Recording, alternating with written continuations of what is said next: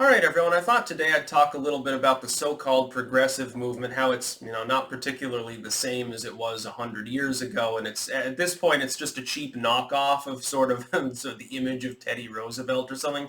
The progressive movement, a la U.S. politics, essentially takes the form of a reaction to the Gilded Age era of the Industrial Revolution. And what I've pointed out before is that the way in which society compensated for monopolies and trusts and some of the problems, price fixing, lack of workers' protections, the way in which society solved the problem was completely wrong. It was 180 degrees away from what it should have done. What should have been done is we should have looked at that as a symptom of carpetbagging. Carpetbagging comes prior, post-Civil War, industrial era. What you've got is you've got a lot of politicians and business people that realize that if they form a symbiosis and protect one another, they can both make a huge amount of money. The thing is, it required significant enough state power to cause that symbiosis to exist in the first place. The idea that corporations in a vacuum simply developed the concept that if they pooled together their resources, they could bilk everyone doesn't really comport to history. What ended up actually happening is that a lot of usually northern unionist politicians, carpetbaggers, would get into office on the coattails of the money that was given to them and the support on the ground. Some of these corporatists would have people go and attack those that didn't like the politician. They'd get into power, and then they would craft legislation and make deals and so forth that were favorable to the people that had gotten them into office. This allowed protectionism to actually create monopolies. Like what we see now with the pharma monopolies is that they were artificially created. The government has enough power to step in and essentially not nationalize the pharma industry, but declare elements of it so essential that they prevent any competition. In many cases, that means no foreign competition, no cross-state competition, and that's partially carpetbagging at the state level, by the way. We've got modern-day carpetbagging going on all the time, and nobody seems to comprehend this. Half the people in Congress are bought and paid for by a handful of banks and corporations, most of which, by the way, are multinational in form. They're not even U.S. first. That brings a totally different layer of corruption, by the way, onto it. They don't even have a specific reason to care about the U.S. economy that they themselves operate in because they can just offshore everything. The politicians have made the corporations able to do that very easily. They want to blame the Republicans like the Democrats aren't in the same fucking pockets working with the same fucking corporations. What happened is that we should have ended the carpetbagging that was causing the corporatism. The corporatism is an aberrance away from capitalism. Capitalism is, why the fuck would I want to work for this abusive company? There's so many competitors, I'll work for one of them. This one gives people better wages, cares about its workers, I'm going to work for them. Carpetbaggers would come in, stomp out those more decent businesses, and work specifically with the most corrupt ones, because which corporation head is more likely to engage in that behavior? The corrupt dude or the dude who kind of has morals? See, the problem is that we actually gave the state more power in order to solve a problem that was created by increased state power in the wake of the Civil War. Because the Union was more in favor of that federal authority. Now, of course, you can say, that that's perfectly fine. Yeah, the Union won and, slavery ends and so forth. That's great. But at the same time, there were a lot of opportunists who got into, especially at the time, by the way, the Republican Party, who actually engaged in this behavior. And there are plenty of Democrats, urban Democrats, trust me too. And later on, the Democrats are primarily the ones that engaged in it for a long time. Of course, which party was Teddy Roosevelt a member of? Ask yourself some historical questions there. Then look up Taft. By the way, he was a bigger trust buster. By the way, he also fucked the economy, and so he got kicked back out. Here's the problem. Progressivism now is even worse than it was then. The progressive movement was prefaced on a good idea, which is, hey, workers are suffering, the economy ultimately began to suffer. We did end up getting the Roaring Twenties in part because of reforms championed by the progressive movement. But the progressive movement today is not the progressive movement of yesteryear. It's been overrun by opportunists who realize more about history. Initially, 100 years ago, you're talking about people who believe that they're doing the right thing, care about workers.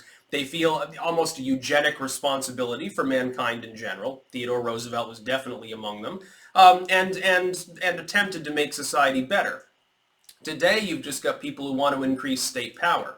That is, there's no attempt to help anyone, and they know that it's not going to help anyone. They know that the next welfare program comes in, Another monopoly is prevented from forming in favor of one that will give them more money usually, and it won't ultimately mean anything for people because the legislation will always be partially crafted by the same corporations.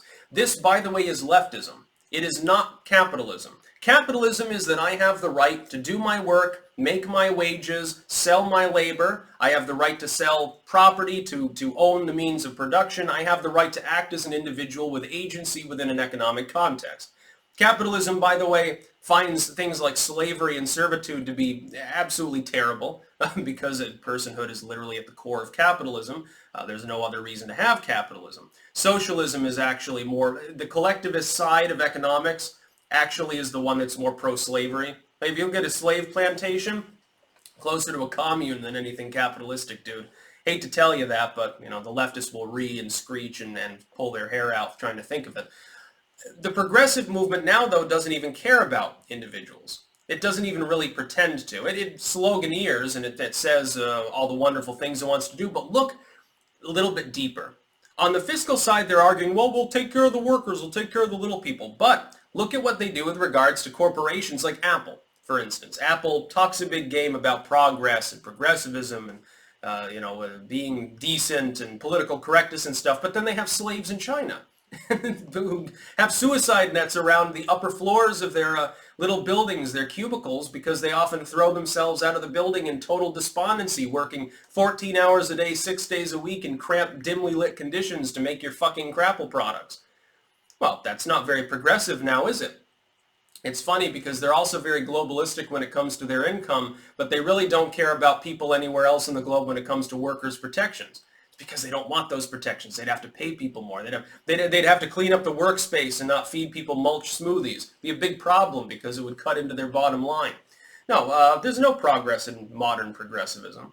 Any progress that was hoped for by the bigger minds of the initial progressive movement has been forsaken anyway, and they made mistakes. They increased government power, setting the stage, by the way, for the Great Depression. It causes the Roaring Twenties, but it wasn't private speculators and capitalists that caused the Depression. It was speculation on an industrial, massive federal scale, not just in the United States. There were, of course, problems in many countries at the time, most of which were highly centralized.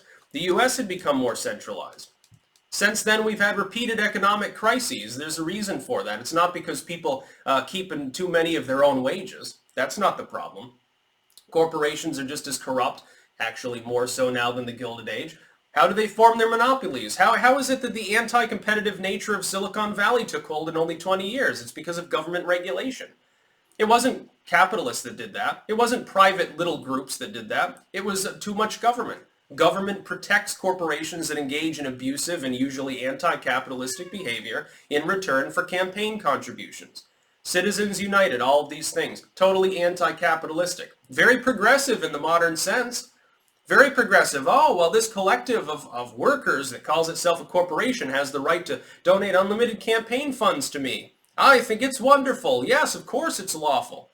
Yeah, it's great that this happens, say the politicians. Right before they wink and nod to one another, right before they say, oh, I think we need to do something about Citizens United. They do this every fucking campaign season, and not a single one of them follows through on it. Have you noticed that? Republicans, Democrats, Independents, all of them stand against Citizens United. None of them are doing anything about it, including the fucking progressives. When they get into office, has AOC really talked about this at all? No, of course not. She gets corporate dosh too. That's about all.